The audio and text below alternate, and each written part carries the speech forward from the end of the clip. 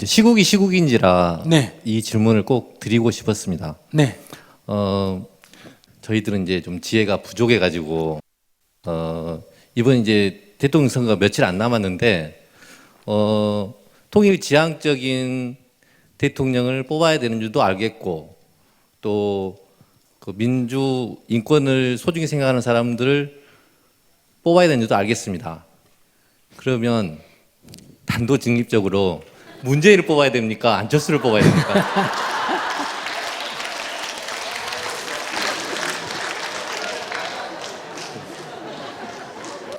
그걸 법륜 스님은 얘기할 것 같아요. 그러면 기호로 말씀해 주십시오.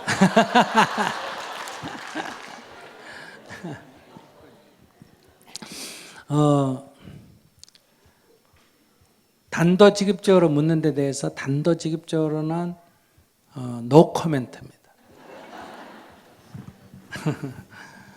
근데 여러분들이 생각할 때 이 사람이면 됐다. 지금 이런 사람이 있는 사람 손 들어보세요.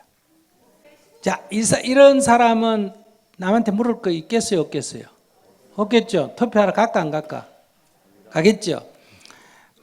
내가 진짜 이런 사람이다. 이런 거는 아니더라도 그래도 막 이 정도면 괜찮겠다. 야, 이 사람 정도면 막 그래도 차선은 되겠다. 이런 사람이 있다고 생각하면 손 들어보세요. 네. 이런 사람도 지가 알아서 투표할까 안 할까? 하겠죠. 근데 이제 둘 다 차선이다. 뭐 이런 경우에 조금 헷갈릴 수는 있어요. 근데 아무도 없다. 다 싫다. 이제 이럴 때 어떻게 하느냐? 대부분이 기권합니다. 맞습니까?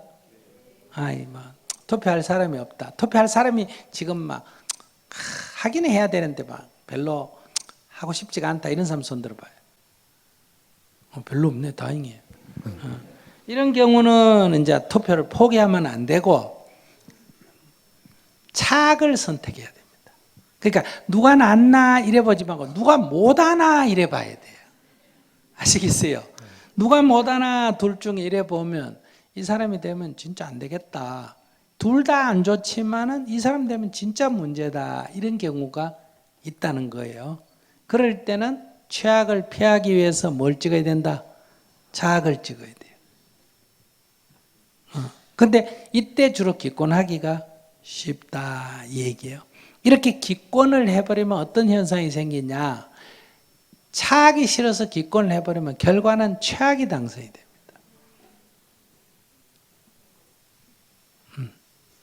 그러니까 옛날에 누굽니까? 정동영하고 이명박 할 때 상당히 진보 세력들이 정동영이 싫어가 투표하러 안 가버렸단 말이에요. 그랬더니 누가 돼버렸다? 이명박이 돼버렸다. 근데 얼마나 재밌나? 우리나라 역대 선거 중에 제일 표차가 많이 나게 당선된 사람이 이명박 대통령인데 제일 국민 득표수가 제일 적은 게 이명박 대통령.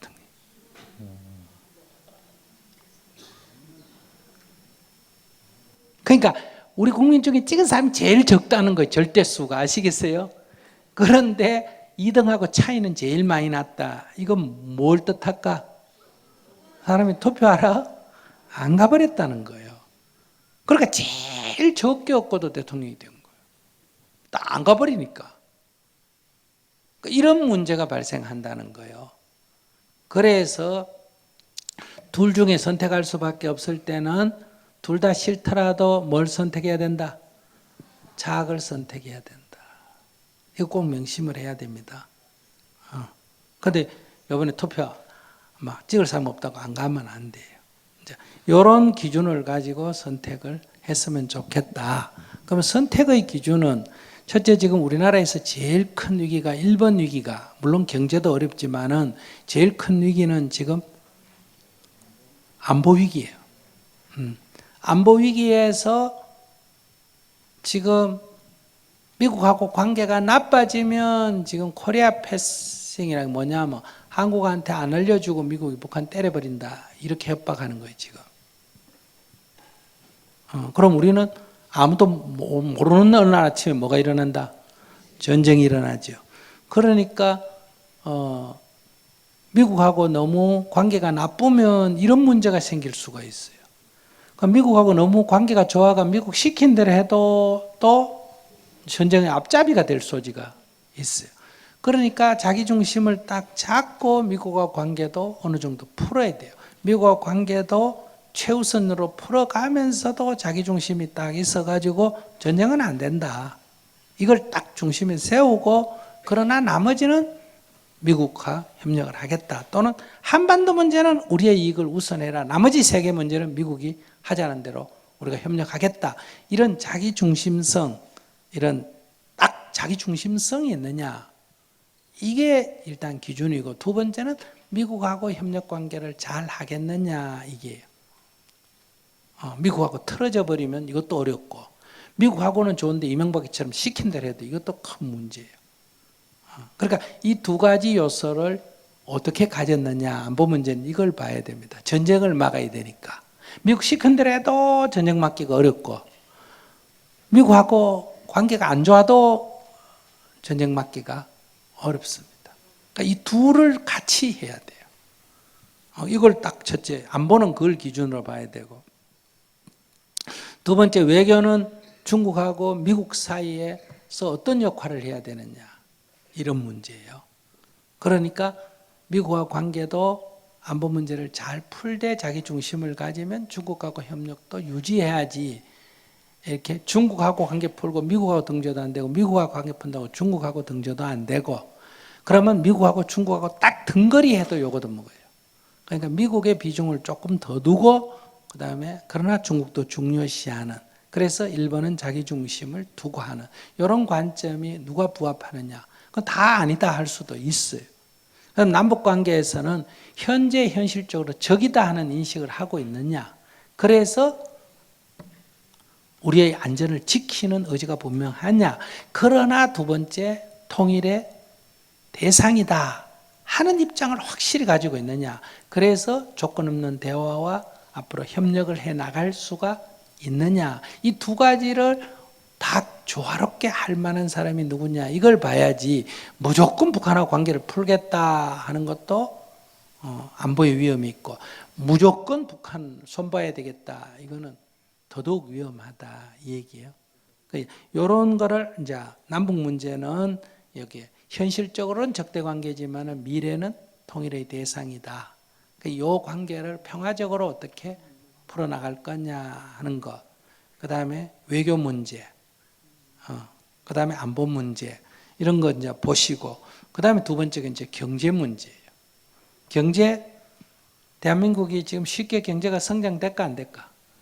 안 되는데 자기가 대통령 되면 경제를 고도로 성장하겠다 하면 이거는 거짓말 아니면 바보예요.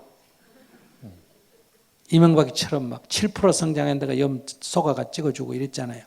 그러니까 그거는 경제를 모르거나 사기를 쳤거나 둘 중에 하나예요. 그러니까 그런 말이 현혹되면 안 된다. 누가 돼도 저성장이 될 수밖에 없다.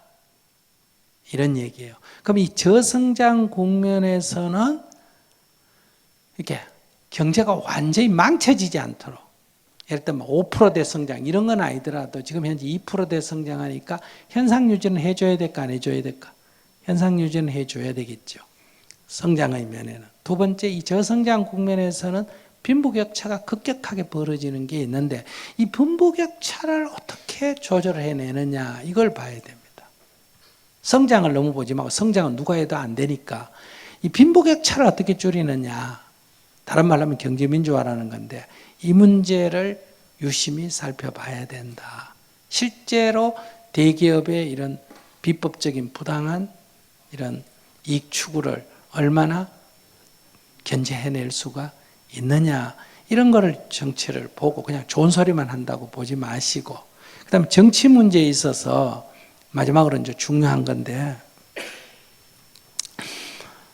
지금 민주당이 119석이고 국민당이 40석이고 바른정당이 33석이고 지금 새누리당이 뭐 93석인가 이렇거든요. 그럼 남은 기타 당 10몇 석이고 그러니까 어느 한 당도 과반수가 없을 뿐만 아니라 어느 두 당이 해도 과반수 넘기가 겨우 됩니다. 일단 국민당하고 민주당하고 합하면 이제 겨우 과반수가 넘는데 현재 우리가 법을 통과시키려면 과반수 갖고 안 됩니다. 원래는 과반수 갖고 되는데 국회 선진화법이란 게 있어가 야당이 반대를 하면, 반대를 안 하면 과반수로 통과되는데 반대를 하면 5분의 3이 돼야 돼요. 150석이 아니라 180석이 돼야 돼요. 그럼 민주당 120석하고 국민당 40석하고 다음은 180석이 됩니까? 안 됩니까? 안 되니까 바른정당까지 합해져야 되지 않습니까? 그죠? 근데 민주당이 새누리당하고 즉 신한국 자유한국당하고 합한다면 두 당만 갖고도 됩니다. 근데 그건 좀 문제자고 생각한다면 최소한도 세 당이 힘을 합해야 이렇게 법을 고칠 수 있습니다. 선거법을 고치든지 적폐청산을 하는데 개인을 잡아다 벌 주는 거 이거는 별로잖아, 그죠? 제도를 바꿔야 됩니다. 대통령 권한을 축소시키든지 지방 분권을 하든지 승자 독식의 선거법을 고치든지 뭐 여러 가지 이런 헌법을 고치려면 200석이 돼야 되고 나머지 법을 고치려도 180석이 돼야 되니까 그러려면 민주당하고 국민당하고 바른정당이 손을 잡아야 됩니다. 근데 자기가 볼 때 누가 대통령이 되거나 하면 이 세 당을 다 손을 잡는데 가장 열린 자세냐. 그러니까 내가 대통령이 됐으니까 당신 당에서 총리하시오, 당신 당에서 부총리하시오, 이런 정도의 협력 관계를 해야 이 국민 통합이 이루어지고 앞에 이야기한 외교 문제도 풀고 안보 문제도 풀고 통일 문제도 풀고 경제 문제도 풀지. 이 가장 핵심은 결국은 이 협치, 연정 이걸 하겠느냐 하는 거예요. 이 문제가 안 되면 누가 대통령이 돼도 1년 가면 내임덕 일어나고 3년 가면 박근혜 정부 꼴날 거예요. 그러니까 이렇게 협치를 안 하면 여러분들이 새로운 정부 가까이 가면 곧 덤택이 있습니다. 멀리 도망가야 돼요. 그러니까 그런 기준을 보고 어떻게 되겠느냐. 정치 발전을 위해서 이렇게 지폐만 가지고 뭘 하겠다. 이건 좀 위험해요. 그러니까 이런 거를 종합해서 보시고 선택을 하셔라. 안보 문제도 보시고 남북 문제도 보시고 외교 문제도 보시고 경제 문제 이게 4대 위기거든요. 이거 보고 우리 사회 통합을 위해서 어떤 자세를 갖고 정치의 발전, 헌법 개정을 해서 협치할 수 있는 거를 누가 갖겠느냐 이런 거 보시고 판단을 해야 되는데 여러분들 아마 나한테 저분이 묻는 거는 안철수하고 문재인의 점수가 똑같나 보지? 뭐 여기서 전라도 사람들은 여론조사상은 문재인이 높았다가 한 2주 전에 안철수가 높았다가 요즘 또 문재인이 높았다가 다음 주엔 또 누가 높을지 모르겠네요. 내 강의가 영향을 줘서는 안 될 것 같아서 이렇게 애매모호하게 얘기를 하겠습니다. 그럼 둘 다 섭섭해 할 거 아니야. 근데 스님이 보기에 제가 이래요. 남북 문제나 몇 가지 문제는 A라는 사람이 더 좋은 면이 있고 정치적 통합이나 민주적 발전을 위해서는 B 후보가 더 되면 나을 수도 있고 이게 섞여 있어요. 제 말 이해하셨어요?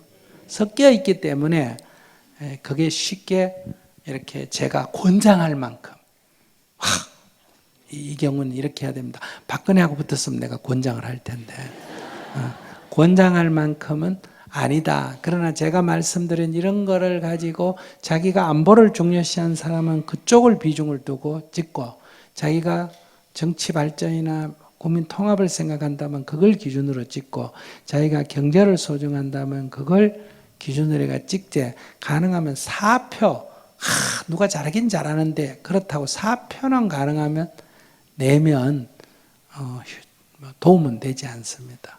이 정도로 말씀을 드릴게요. 예, 감사합니다.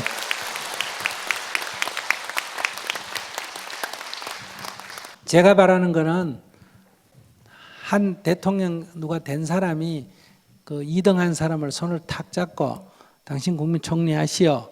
3등 한 사람한테 당신 부총리 하시오. 이렇게 해서 하면 살맛 나는 대한민국이 될 것 같은데 현실은 어렵대요. 내가 그렇게 얘기하니까. 그래서 그런 게 어느 날 자고 일어나니까 그렇게 딱 되는 꿈을 좀 꾸고 있어요. 저는 이렇게 생각이 들어요. 만약에 내가 A 후보라면 B 후보가 막 나보고 막 비판을 하고 말이야. 경제 문제 똑똑하게 얘기하면 저 같으면 이렇게 얘기할 것 같아요. 야, 당신 똑똑하다. 내가 가진 정책에 모순이 좀 있는 걸 당신이 지적해 주니까 내가 알았다. 아, 당신 경제 문제 그리 잘하니까 내가 대통령이 되면 당신 경제부총리 좀 해라. 이렇게 말해버릴 거예요. 안보 문제에 대해서 막 들고 파잖아. 당신 그래가 말이야. 막 국민이 불안해하고 어쩌고 저쩌고 하면 내가 안보 책임진다는데도 그래 당신 못 믿겠냐? 못 믿겠다. 그러면 좋다. 내가 당신 안보 책임자로 내가 대통령 되면 임명해 줄 테니까 그러면 네가 믿겠느냐? 이렇게 얘기해가 그럼 네 다음에 뭐 국방장관을 하든지 통일부 장관을 하든지 당신 하면 괜찮겠다. 그래 못 믿어. 내가 믿을 수 있다는데 네가 못 믿다는 그럼 내가 네한테 맡기면 네 믿을 거 아니냐. 이렇게 얘기가 길을 누가 좀 바꿔 보면 좋겠던데.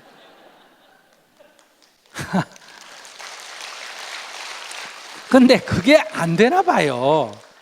그런데 이러면 이놈도 저놈도 다 안 된다 이렇게 생각하면 안 돼요. 그 정도 똑똑한 사람도 쉽지가 않다. 그 중에 한 명이 대통령 된다면 대한민국이 걱정이지만은 거기 나온 5명이 손을 잡는다면 대한민국 잘 될까 안 될까? 잘 될 것 같아요. 내가 볼 때. 그러니까 그런 관점을 좀 생각해야 돼요. 자꾸 한 명이 하겠다 그러면 누구나 다 부족한데 힘을 좀 합하고 또 예선에서 떨어진 사람 중에도 괜찮은 사람 있어요 없어요? 있죠. 그런 사람까지 합하면 10명쯤 되잖아. 그지?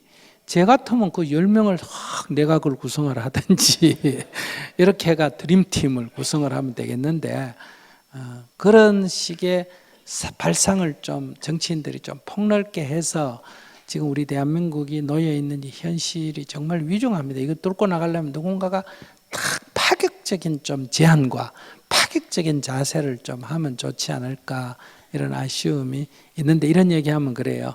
스님이 정치인 아니니까 그런 소리 하죠. 이렇게 얘기하면 내가 할 말이 없고 어쨌든 여러분께 오늘 제가 말씀드리고 싶은 거는 우리 대한민국 지금 문제가 많아요 안 많아요? 자, 문제가 많은 거 우리 인식하죠. 얼마나 문제가 많으면 100만 명이 길거리에 가가지고 매주 몇 달을 외쳐야 겨우 해결되는 나라 아닙니까? 문제가 안 많으면 그렇게 되겠어요? 한 번만 해도 해결이 돼야지. 그런데 또 대한민국이 얼마나 좋은 나라냐. 매주 100만 명이 석 달, 넉 달을 가서 데모를 했는데도 잡혀간 사람 하나 없고 다친 사람 하나 없고 휴지 하나 안 버렸다는 건 대단해요 안 해요? 대단하죠. 그러니까 지금 우리 대한민국에 문제가 많지만은 근본적으로는 대한민국에 긍정적이어야 된다. 대한민국이 정말 절대 빈곤 국가에서 지금 이 정도로 살고 있도록 3만 불에 가까운 이런 정도로 산업화에 성공한 거는 세계에서 유례가 드문 일이고 완전 독재 국가에서 지금의 민주화를 이뤘다는 거는 진짜 자랑스러워요 안 자랑스러워요? 자랑스러워요. 그러니까 산업화의 민주화에 성공한 대한민국에 대해서 우리가 자랑스럽게 생각해야 된다. 그럼에도 불구하고 대한민국은 문제가 아주 많다. 즉 GDP로는 세계 13인데 행복도로는 세계 117이에요. 문제가 많으면 이런 일이 없으면 이런 게 생기겠어요? 그러니 우리는 개선해야 될 점이 참 많아. 이거를 바꾸는 거는 뭐예요? 정치예요. 통일 문제를 푸는 것도 이 공정사회를 이루는 것도 이 불평등을 해소하는 것도 누가 합니까? 정치가 합니다. 개인이 할 수가 없어요. 그런데 문제는 그 정부를 그 국회를 구성하는 건 누가 합니까? 우리 국민이 한다. 그러니까 우리가 이번같이 때가 왔을 때 앞으로 내년에 지자체 때가 왔을 때 우리에게 주권자로서 그런 정부를 구성할 권한이 우리한테 있다. 이걸 우리가 잊어서는 안 된다. 이걸 꼭 명심하셔서 주권제 한 표를 잘 행사한다면 저는 한반도의 긴장이 5월 9일 이후에 전쟁의 위기는 넘어서고 그 다음에 9월 달에 가면 남북 간의 대화가 진행이 되고 인도주의적 지원과 이산가족이 만나고 이렇게 완화된다면 우리에게도 또 새로운 희망을 발견할 수 있지 않겠느냐 이렇게 생각합니다. 그런 희망을 가지면서 여러분과 함께 기도합시다. 감사합니다.